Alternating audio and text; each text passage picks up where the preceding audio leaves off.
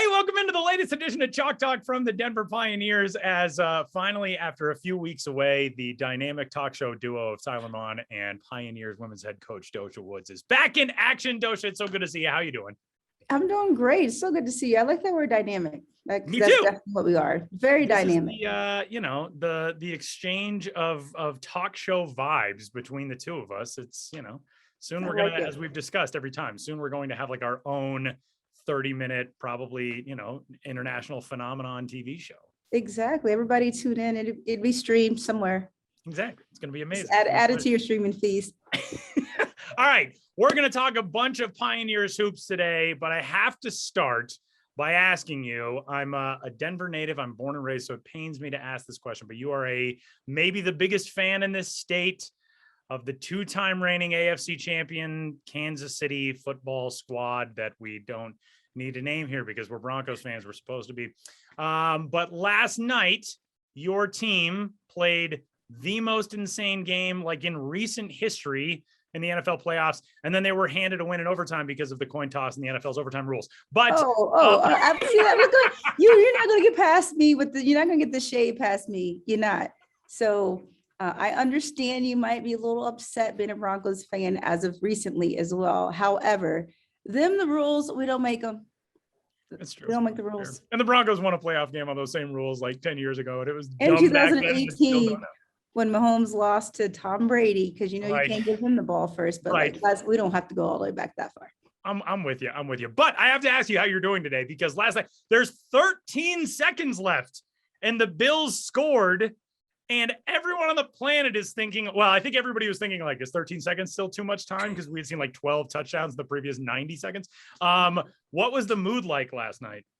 It was crazy because first when Tyreek Hill scored, I'm like, okay, we just got a minute. They just have to hold him. But I remember that 75-yard bomb that he threw. So I'm like, okay, the defense can't be trusted, especially with Matthew out. So once it was 13 seconds on the clock, I am literally one, and my team will tell you that as long as there's time on the clock, you still have a chance. Like, I won't concede or celebrate until there's zero. So that was honestly what I was thinking at that time. I'm like, okay, 13 seconds, we'll see. And so after the first big play, I was like, is that easy? And, that easy in the sense of, we got the ball out on the field in 13 seconds, because you remember how the Cowboys game ended, and it was just crazy how quickly we were able to move the ball, get set up, kick the field goal, tie it. And then I think both quarterbacks played so well, it was really going to be whoever got the ball first. I mean, yeah, honestly, that is true.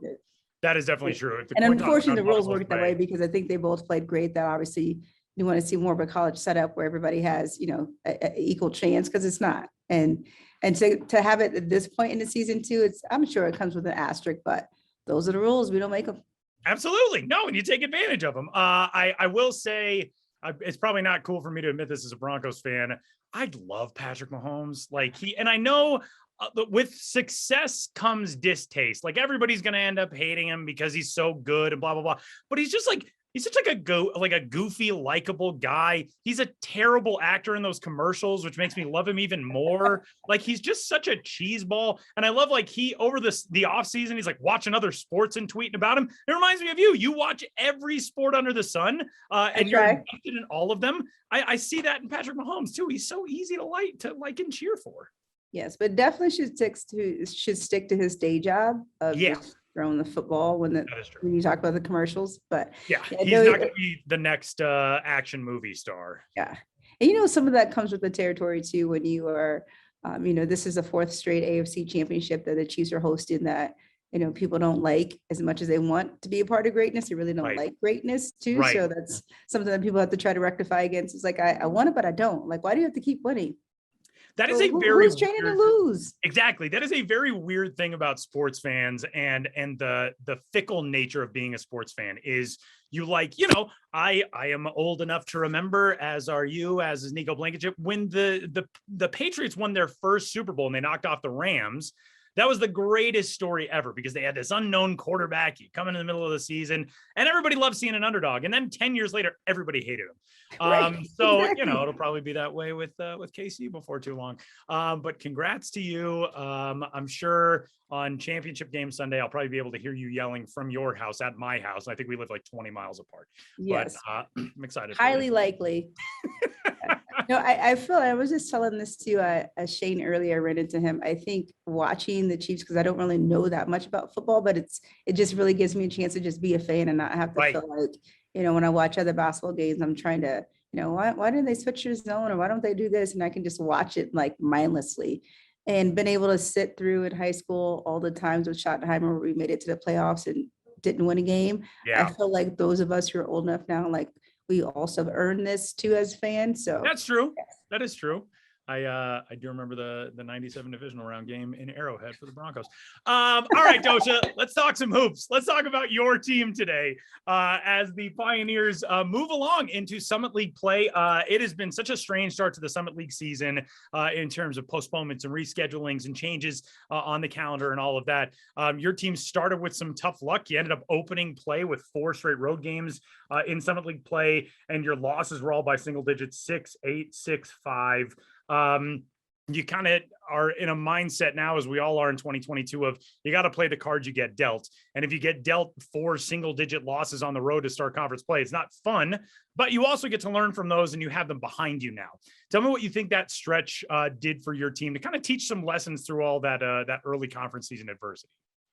I think just that part, the lessons, obviously it was frustrating and to be so close. We had been talking about, basketball is a game of possessions, 1 or 2 possessions here, 3 possessions there. And you can kind of go back through the games where maybe we gave up an offensive rebound here or, 2 people were in one play and 3 people were in another play, all these little possessions. And I think it just really gave us a chance to talk about how important every possession is. And as much as fans, you want it to come down to, the last possession, last minute of the game. As coaches, it's the build up to that, right? It's the first quarter when we are either, again, out of a timeout or, a miscommunication here. So a lot of lessons. And like I told the team, I'm not one to really make excuses. And we do have the opportunity to play. And so we tried to just focus on that part. And, in some ways it's almost like would you rather a close game or you rather blow out? But I do feel like the progress that we've been able to make in different areas, obviously not consistently and not the same people.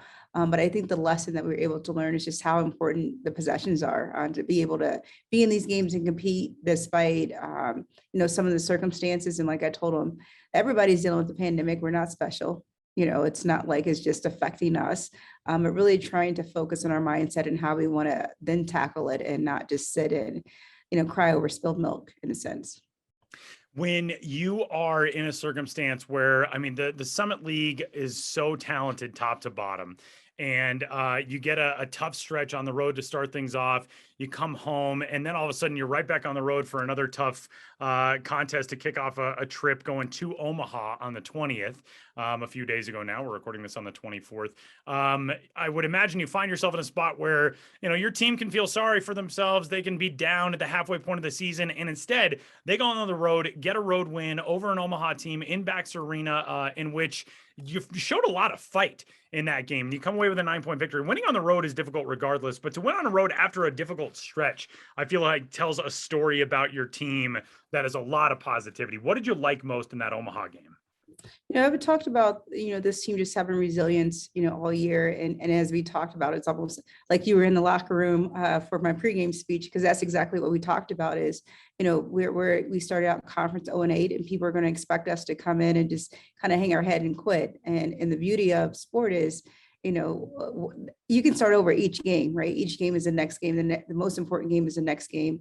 And we just talked about the type of team that we wanted to be, what people's expectations were, just assuming that we're going to feel sorry for ourselves. And this is going to be 7 games in 14 days, or we can dig, we can dig. We knew we had a bye week coming up, and to really, put together some of those little possessions that, we still had some miscommunications, but we made enough plays, both sides of the ball to make up for that. But that was really the pregame speeches. A lot of people in a situation, it would be easy to fold and quit. You're on the road and you can start have these laundry lists of excuses. But as I tell them, excuses don't get stops. Excuses doesn't score baskets. And we still have games to play. So let's show up and try to see what we can do 1 possession at a time. And, I think, in the Omaha game, obviously, taken to heart. And I think you saw, Uju, Tess come alive, even Indiana, make the ball. We made some tweaks offensively, and that showed that game as well. So I was proud of just the resilience we were able to show. And again, trying to teach them that, excuses are for the faint, and however hard it is, quitting is never an option for us. You mentioned Uju and her game against Omaha. I pulled up the box score because I want to get the full line. She had 28 points, 17 rebounds, the first Pioneer in history to score 28 points while pulling down as many as 17 rebounds, 3 assists, a block, 3 steals. She was 10 of 16 from the floor. She got to the free throw line 11 times. She went 7 for 11. And her numbers throughout this season, she is leading the country in free throw attempts. She's second in the country in free throws made. She's first in the Summit League in double-doubles. She's first in the Summit League in rebounding. She's all over the leaderboards everywhere. When you think back to when you first saw her as a member of your squad, from last season to this season, what are the biggest steps in her growth that have enabled her to be what she's turned into this year? With Juice, and I'm going to be honest, and I hadn't, I've said this to her individually and in front of the team, and I've said it multiple times, as we start our own recruiting process, she isn't the ideal type of player that I envisioned for the system. And what I respect about just her game and what she's able to bring is just her motor, right? We like a 5-out where there's space to drive, and oftentimes, if it's a bigger post owner, she has the speed to get around. Got to work on the passing, cleaning up some of that part. But I think with her is just her motor to be able to have the space. Obviously, she has a spin move that she really doesn't ever work on, but it's only like a game time spin move, which is weird because we try to work on it one day. And we're like, okay, never mind. Let's just do what you do. But I think for just the space and her ability to get to the basket, and then she's so strong to handle contact, not once, not twice, whether it's to be able to finish through contact or get to the free throw line.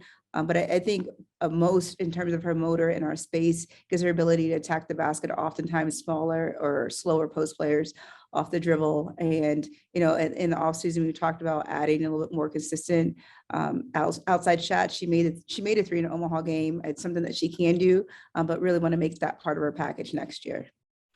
Anna Jackson, who is one of our Transamerica Student Athletes of the Month for January.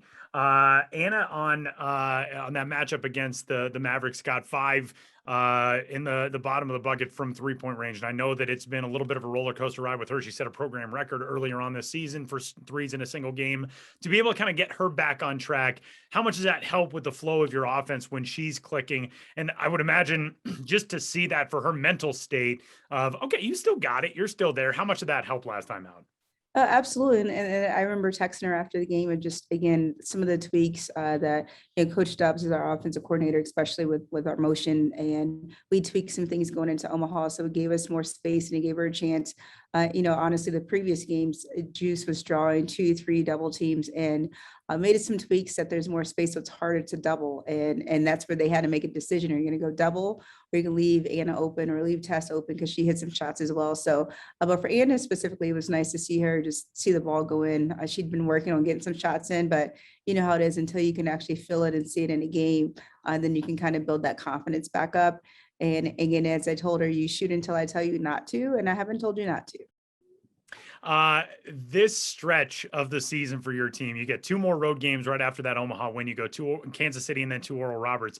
I was listening to a Summit League podcast earlier today, and the guys are in Minnesota and they were talking about the reschedulings and all that. And they said, normally in the Summit League, travel isn't really that big of an issue. And I was like, well, this is obviously a group that is recording it from the center of the Summit League. Because for Denver, that's not the case. Travel's always an issue. Yes. There are no close trips. There's no, let's hop in the bus, go 2 hours and we'll play a game. This stretch where you play 3 straight on the road and you're kind of back and forth to the same region, you go to Omaha, you go to Kansas City, you go to Oral Roberts. How do you manage this stretch of obviously the travel, first off, coming back, resting for a couple of days, then heading out again? How do you structure that with practice and everything? And secondly, at this stage of the year, to be able to go on the road and just focus on basketball, is that somewhat of an asset for your team, especially coming off the win at Omaha, where it's back to Kansas City on Thursday and it's all right, lock in. We're not at home. We're not worrying about being in the classroom, in a physical sense. We can focus on this game. That's the work in front of us.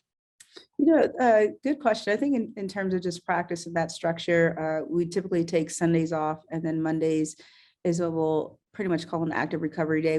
We've honestly switched to a lot more skill work, small group skill work. We'll do kind of a full court, running drill, if you will, but we do a lot of just half court, trying to tweak, working on timing, different combinations together. Tuesdays, we'll usually start prepping for the other team, whether it's a man team or a zone team, or if there's certain actions. And then Wednesday, we'll review all of those things. So we're either traveling or if we're at home, we can get up a lot more shots. And in terms of being on the road, I think it does give us a little bit different type of focus just in class. But I always say, as a team, we had a 3.5 this last term. So academically, it's something that they also take a lot of pride in. So we will have study hall on the road and try to carve out some time that they can kind of have that, to study or attend a class if possible. And then kind of have our, kind of walk through on Friday, then obviously planning it on Saturday. But we've shifted to a lot more just kind of small group individual work, trying to just work on either your footwork or your ball handling, passing, more simple things like that, just because in us, we don't have a ton of bodies either. You mentioned all the adversity before, whether it's playing, 7 games in 14 days and obviously dealing with the pandemic, and then just having limited numbers in bodies. And unfortunately, we're down to 9 now after the weekend. So a lot of it is just me and the staff just managing ways to continue moving forward, but in what ways that it makes sense. And it looks like now it's going to just be a lot more individual skill work. You get Kansas City on Thursday to travel to the Swinney Center and be able to come away with a win. What are the biggest things that you want to take out of that Omaha game last time out, and the biggest keys against the Roos going forward that you want to see next game? I think to continue to build on the tweaks that we did offensively, just keeping our spacing, and it looks a little bit more similar to last year as opposed to some tweaks we tried for this year. So our spacing, and though we are limited, as I tell them, I'm trying to manage them in practice so we can be able to actually run in a game, and that's part of our offense as well. I think defensively, we did a much better job in the Omaha game, been able to switch things up, and the communication was a huge key of that. So we want to continue to build on that part. And then we finally out rebounded somebody. I had to look at the stats like 2 or 3 times. Like, wait a minute. Right. Is this us? Are these, did they flip? So to really just be able to build on some of those things. And I think for our team, again, obviously you feel like you're working hard. You want it to show up in the right ways, right? You want it to show up in terms of the wins and losses. And as I told him, just because we've lost doesn't mean that we haven't made progress, but I know it's definitely given us some confidence to go in that, okay, all isn't broken. Things that we were watching before, when we do really focus and clean it up, that we have a chance to be successful. But offensively, really keeping our spacing, getting back to sharing the ball, more of an inside-outside game, and Juice not feeling like she has to do so much, and defensively been able to communicate, switch things up, and continue to try to clean up the boards.